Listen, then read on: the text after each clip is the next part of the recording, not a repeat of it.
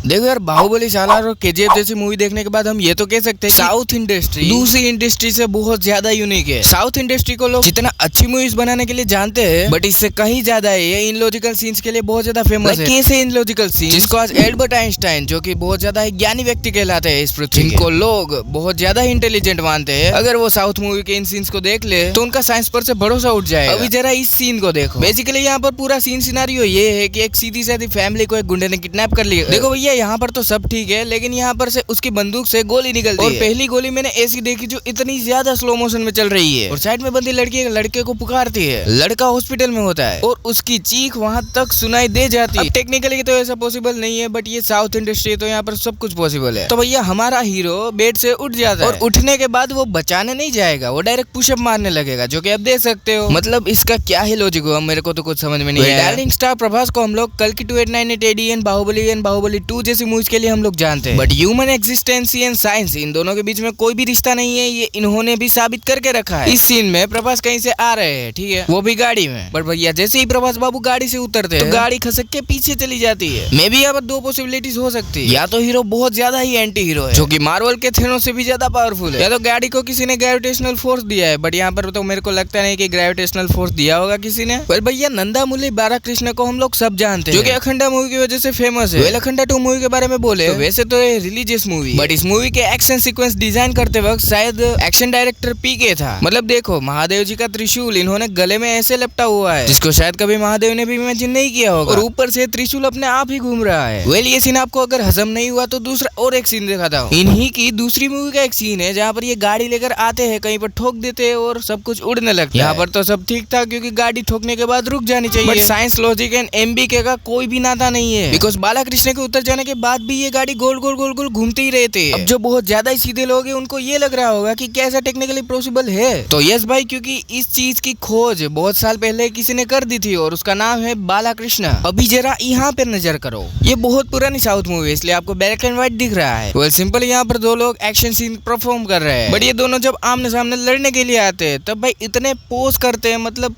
क्या बोलूं मैं यार, लड़ने से ज्यादा तो ये लोग फ्रीज हो रहे थे, और मारने के बाद भी इंसान आ तो करता ही है, ये तो हम सबको पता है। बट शायद यहाँ पर ये कहावत सच बैठती है कि मर्द को कभी दर्द नहीं होता। बट ठीक है, वो तो समझ में आ गया कि वो तो लग गया है इसलिए गिर गया है, बट वो मारने वाला क्यों खड़ा है फ्रीज हो। अभी जरा इस वाले सीन को देखो, जहाँ पर एक इंसान को शॉक दिया जा रहा है। टेक्निकली इतने ज्यादा तार जोड़ने के बाद कोई भी इंसान मर जाना चाहिए, बट साउथ इंडस्ट्री के लोग इतने ज्यादा पावरफुल होते हैं कि इतने ज्यादा झटके देने के बाद भी इनके फेस रिएक्शन भी नहीं बदलते हैं, और यहाँ पर भी वो बात साबित होती है कि मर्द को कभी दर्द नहीं होता है। और सीजीआई इस मूवी में इतना ज्यादा नेक्स्ट लेवल का यूज किया गया है कि साफ साफ दिख रहा है कि ये सीजीआई ही है। बल्कि आपको पता है कि साउथ मूवीज के गुरुजी जो होते हैं उनमें भी बहुत ज्यादा शक्तियां होती है। ये पैर पटकते ही कार को हवा में उड़ा देते हैं, और सिर्फ इतना ही नहीं, बट उस कार को उठा के चल भी लेते हैं। सही में इन्होंने तो खली को भी फेल कर दिया। अभी जरा यहाँ देखो, जहाँ पर एक पुलिसमैन गुंडे पर तीर चला रहा होता है, बट बार बार निशाना चुकने की वजह से उसके तीर खत्म हो गए। तो ये तो साउथ के, इसलिए इन्होंने उठाई मुर्गी और उस चिकन से निशाना लगाया, और मानोगे नहीं, चिकन से वो आदमी मर भी गया और वो चिकन भी मर गया, लेकिन साथ में उसने एक अंडा भी दे दिया। वेल, उसके अगले ही सीन में बहुत सारे गुंडे हीरो को मारने के लिए आ रहे थे, और पुलिसमैन के पास कोई हथियार नहीं था, तो इसलिए उन्होंने अपना हथियार निकाला अपने जूतों के अंदर से। गेस वो हथियार क्या होगा?